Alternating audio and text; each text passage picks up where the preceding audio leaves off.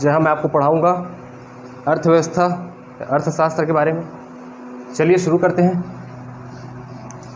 तो सबसे पहले पहला टॉपिक देखते हैं।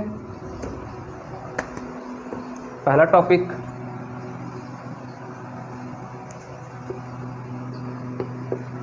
अर्थशास्त्र या अर्थव्यवस्था।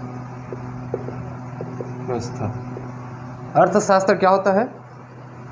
ऐसा विषय जहाँ समस्त आर्थिक गतिविधियों का अध्ययन किया जाता है। अर्थशास्त्र एक ऐसा विषय जहाँ समस्त आर्थिक गतिविधियों का अध्ययन किया जाता है। अर्थव्यवस्था क्या होती है? अर्थव्यवस्था अपने आप में एक अधूरा शब्द है। यहाँ देश या राज्य जोड़ेंगे तब ये पूरा होता है। तो किसी देश की अर्थव्यवस्था या राज्य की अर्थव्यवस्था हम किसे कहेंगे? एक वर्ष के दौरान किसी देश या राज्य की समस्त आर्थिक गतिविधियाँ, किसी देश की समस्त आर्थिक गतिविधि का क्या कहलाती है? उस देश की या उस राज्य की अर्थव्यवस्था कहलाती है। अब अर्थव्यवस्था का वर्गीकरण, अर्थव्यवस्था का वर्गीकरण 3 भागों में किया जा सकता है। पहला पूंजीवादी अर्थव्यवस्था, दूसरा समाजवादी या साम्यवादी अर्थव्यवस्था,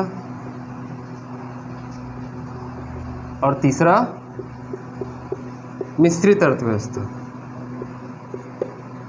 सबसे पहले देखते हैं पूंजीवादी अर्थव्यवस्था क्या होती है। पूंजीवादी अर्थव्यवस्था में क्या होता है? जो उत्पादन के समस्त साधनों पर किसका अधिकार होता है? पूंजीपति का। जैसे क्या उत्पादन करना है, कितना उत्पादन करना है, उसकी कीमत क्या होगी, और उत्पादित वस्तु पर लाभ। ये सब कौन डिसाइड करता है? पूंजीपति। तो इस तरह की अर्थव्यवस्था को हम कहते हैं पूंजीवादी अर्थव्यवस्था। जैसे कौन सा देश पूंजीवादी है? अमेरिका। जहाँ कौन सी वस्तु उत्पादित करनी है, कितनी उत्पादित करनी है, उसकी कीमत क्या होगी, उसका लाभ, उस पर मिलने वाला लाभ, ये सभी कौन डिसाइड करता है? पूंजीपति। दूसरा है समाजवादी या साम्यवादी अर्थव्यवस्था। ठीक इसके विपरीत, उसमें क्या होता है? जितने भी उत्पादन है, उत्पाद है, क्या उत्पाद करना है, क्या उत्पादित करना है, कितना उत्पादित करना है, उसकी कीमत क्या होगी, और उस पर मिलने वाला लाभ, ये सब कौन डिसाइड करता है? सरकार या समाज या साम्य, जिसे हम क्या कहते हैं? साम्यवादी अर्थव्यवस्था, जहाँ सब चीज़ सरकार डिसाइड करती है। मिश्रित अर्थव्यवस्था, जहाँ आधे वस्तुओं सेवाओं का उत्पादन पूंजीपति के द्वारा, आधे वस्तुओं सेवाओं का उत्पादन सरकार द्वारा किया जाता है। तो इस तरह की अर्थव्यवस्था को क्या कहते हैं? मिश्रित अर्थव्यवस्था। जैसे इंडिया मिश्रित अर्थव्यवस्था है। समाजवादी या साम्यवादी अर्थव्यवस्था, जैसे रशिया। ठीक है। अच्छा, इसी में एक और देख लेना है, खुली अर्थव्यवस्था और बंद अर्थव्यवस्था। खुली अर्थव्यवस्था ऐसा देश जहां आयात और निर्यात ये दोनों होता है। तो ऐसी अर्थव्यवस्था को हम क्या कहते हैं? खुली अर्थव्यवस्था। अब ऐसा देश जहाँ ना तो आयात होता है ना ही निर्यात, तो इस तरह की अर्थव्यवस्था वाले देश को हम क्या कहते हैं? बंद अर्थव्यवस्था वाले देश। अब देखते हैं अर्थव्यवस्था के क्षेत्र। अर्थव्यवस्था के क्षेत्र 3 क्षेत्र। पहला प्राथमिक क्षेत्र, दूसरा द्वितीयक क्षेत्र, और तीसरा तृतीयक क्षेत्र। प्राथमिक क्षेत्र ऐसे क्षेत्र जो प्रत्यक्ष रूप से पर्यावरण से संबंधित होते हैं, प्रत्यक्ष रूप से पर्यावरण से संबंधित होते हैं। जैसे कृषि, मछली पालन, कुक्कुट पालन, बतख पालन, रेशम पालन, खनन। इसको सम्मिलित रूप से हम क्या कहते हैं? प्राथमिक क्षेत्र या कच्चा माल वाले क्षेत्र। ये कच्चा माल वाला क्षेत्र है। यहाँ काम करने वाले श्रमिकों को कहा जाता है क्या? Red collar job. क्या कहा जाता है? Red collar job. द्वितीयक क्षेत्र ऐसा क्षेत्र जो कच्चा माल को उत्पाद के रूप में प्रयुक्त करता है, जैसे उद्योग। ठीक है। यहाँ भी 2 तरह के श्रमिक पाए जाते हैं। एक को कहते हैं अकुशल श्रमिक और दूसरे को कहते हैं हम कुशल श्रमिक। अकुशल श्रमिक कौन होते हैं? जो जैसे उद्योगों में या खदानों में काम करने वाले लोग श्रमिक। कुशल श्रमिक जो मैनेजर होते हैं, एमडी होते हैं, इस तरह के श्रमिक, उसको हम कहते हैं कुशल श्रमिक। तो अकुशल श्रमिक को कहा जाता है ब्लू कॉलर जॉब, और कुशल श्रमिकों को कहा जाता है क्या? White collar job. तृतीय क्षेत्र, या इसे हम कहते हैं सेवा क्षेत्र। ऐसा क्षेत्र जहां ना तो कच्चा माल उत्पादित किया जाता है और ना ही कच्चा माल से उत्पाद बनाया जाता है, बल्कि उन उत्पादों को सेवाओं के रूप में प्रयोग किया जाता है। जैसे आप इस्तेमाल करते होंगे 4G मोबाइल फ़ोन, ये क्या है? एक सेवा है। जैसे बीमा, जैसे बैंकिंग, जैसे परिवहन, इस तरह के क्षेत्र, तो इसे हम कहते हैं तृतीय क्षेत्र। अब लास्ट देखते हैं आर्थिक विकास और आर्थिक समृद्धि। यहाँ तक आ गया होगा आपको समझ में? चलिए अब देखते हैं आर्थिक समृद्धि और आर्थिक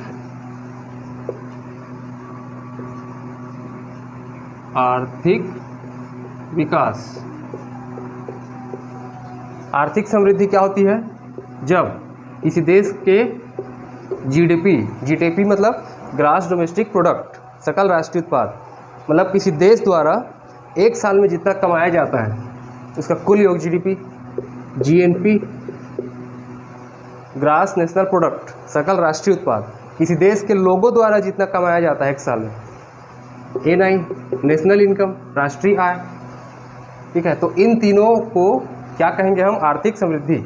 लेकिन ये तीनों तो हो, जीडीपी भी हो, जीएनपी भी हो, एनआई भी हो, प्लस क्या हो?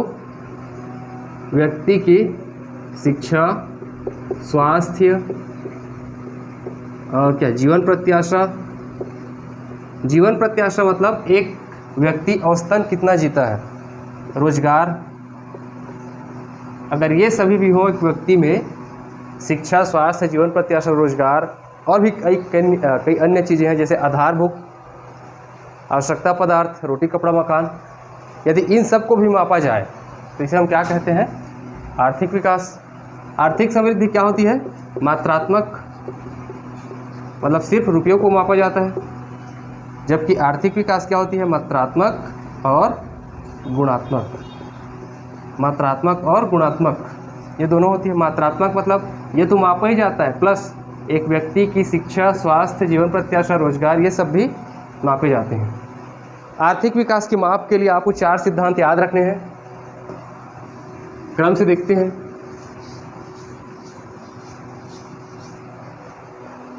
सबसे पहला है आर्थिक विकास की माप। सबसे पहला है आधारभूत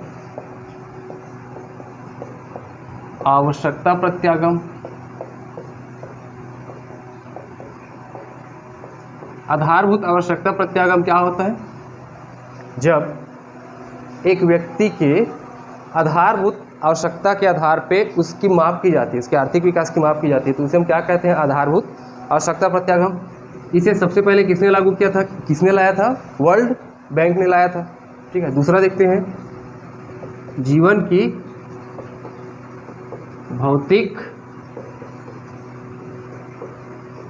गुणवत्ता का निर्देशांक सूचकांक। ये गलत हो गया, ऐसा सूचकांक ऐसा लिखा जाता है शायद। जब किसी व्यक्ति के जीवन की भौतिक गुणवत्ता को मापा जाता है। भौतिक गुणवत्ता मतलब व्यक्ति के पास car, bike, AC, fridge, TV, mobile, ये सब है नहीं। अगर ये सब है तो उसे हम क्या कहते हैं? उसकी जो जीवन की भौतिक गुणवत्ता अच्छी है। ये भी क्या है? आर्थिक विकास की माप है। इसे सबसे पहले किसने दिया था? मॉरिस डेविस मॉरिस ने। तीसरा आते हैं HDI, ह्यूमन डेवलपमेंट इंडेक्स, मानव विकास सूचकांक। इसे सबसे पहले किसने दिया था? यूएनडीपी ने, यूएनडीपी मतलब यूनाइटेड नेशन डेवलपमेंट प्रोग्राम, ये क्या काम करती है? पूरे विश्व में गरीबी उन्मूलन के लिए काम करती है। इसका मुख्यालय कहाँ है? न्यूयॉर्क में। एचडीआई का जो निर्देशांक है, सूचकांक है, उसको सबसे पहले किसने दिया था? दो लोगों के नाम आपको याद रखने हैं, महबूब उल हक जो पाकिस्तान से बांग्लादेश से थे, और दूसरे अमर्त्य सेन। एचडीआई में क्या मापा जाता है? एचडीआई में 3 चीज़ें मापी जाती हैं। क्या क्या? शिक्षा, प्रति व्यक्ति आय और जीवन प्रत्याशा। शिक्षा, आय और जीवन प्रत्याशा। चौथा और लास्ट, क्रय शक्ति समता रीति। क्रय शक्ति समता रीति, या इसे हम कहते हैं परचेजिंग पावर पैरिटी। ये क्या होता है? जैसे ये पहला देश है, ये दूसरा देश है, तो इसमें यह देखा जाता है कि इन दोनों देशों में कौन से देश का नागरिक उसकी क्रय शक्ति क्षमता कितनी है। अगर इन दोनों देशों के नागरिकों की जिस देश की नागरिक की क्रय शक्ति क्षमता रीति अधिक होगी, उसका क्या होगा? एचडीआई अधिक होगा, ह्यूमन डेवलपमेंट इंडेक्स, मानव विकास सूचकांक अधिक होगा। ठीक है, जैसे एग्जाम्पल के लिए एक है अमेरिका और एक है इंडिया। अमेरिका में क्या होता है? 1 लीटर दूध आता है $4 का। उदाहरण के लिए बता रहा हूँ, इंडिया में 1 लीटर दूध आता है 40 रुपये का। अमेरिका के एक नागरिक की मंथली कमाई है मान लो $1000, और भारत में एक व्यक्ति की मंथली कमाई है मान लो 3,000 रुपये। चलिए 1000 रुपये मान के चलते हैं। $4 मतलब हो गया आपका कितना? 300 रुपये। $1000 मतलब कितना हो गया आपका? 75,000 रुपये। तो अमेरिका का नागरिक 75,000 कमाता है और 300 रुपये दूध पर खर्चा करता है। इंडिया का आदमी 1000 रुपये कमाता है और 40 रुपये दूध पर खर्चा करता है। तो क्रय शक्ति किसकी ज़्यादा है? अमेरिका वाले व्यक्ति की क्रय शक्ति ज़्यादा है। तो इसे हम कहते हैं क्रय शक्ति समता रीति। बस दोस्तों, आज के लिए इतना ही। अगर आप हमसे जुड़ना चाहते हैं तो नीचे नंबर दिया है डिस्क्रिप्शन बॉक्स में, वहाँ जाकर आप मुझे कॉल कर सकते हैं। धन्यवाद। भारतीय अर्थव्यवस्था कैसी है? मिश्रित अर्थव्यवस्था। मिश्रित अर्थव्यवस्था का क्या अभिप्राय है? जब सरकारी और निजी क्षेत्र दोनों का सह अस्तित्व होता है। आर्थिक विकास के दृष्टिकोण से भारत की गिनती होती है विकासशील देश के रूप में। चौथा, भारतीय अर्थव्यवस्था का कौन सा क्षेत्र जीडीपी में सर्वाधिक योगदान करता है? तृतीय क्षेत्र। बंद अर्थव्यवस्था वह अर्थव्यवस्था होती है जिसमें न तो निर्यात होता है न ही आयात होता है। छठा, ऐसी अर्थव्यवस्था को क्या कहते हैं जिसका शेष विश्व से कोई संबंध नहीं होता? इसको कहा जाता है बंद या समृद्ध अर्थव्यवस्था। वही क्वेश्चन दोबारा रिपीट हो रहा है। सातवां, यह सत्य होगा कि भारत को परिभाषित किया जाए एक श्रम आधिक्य वाली अर्थव्यवस्था के रूप में। किसी देश का आर्थिक विकास किस पर निर्भर करता है? आठवां क्वेश्चन, प्राकृतिक संसाधन पर भी निर्भर करता है, पूंजी निर्माण पर भी और बाजार के आकार पर भी, मतलब उपयुक्त सभी। ऑप्शन डी आपका सही आंसर होगा। वैश्वीकरण का अर्थ क्या है?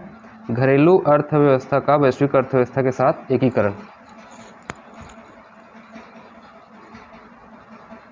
ठीक है, आगे देखते हैं 10वां क्वेश्चन। वैश्वीकरण की प्रक्रिया से अभिप्राय है। वैश्वीकरण की प्रक्रिया से क्या अभिप्राय है? अंतर्राष्ट्रीय व्यापार में बाधाओं को समाप्त करना। 2 क्वेश्चन और बच गए। भारतीय अर्थव्यवस्था के वैश्वीकरण का क्या अर्थ है? दूसरे देशों के साथ आर्थिक संबंधों पर लगे प्रतिबंधों को यथासंभव कम से कम करना। अंतिम क्वेश्चन है, भारत की कुल श्रम शक्ति का लगभग कितना भाग कृषि में लगा हुआ है? तो 54%, 54%। आज के लिए इतना ही।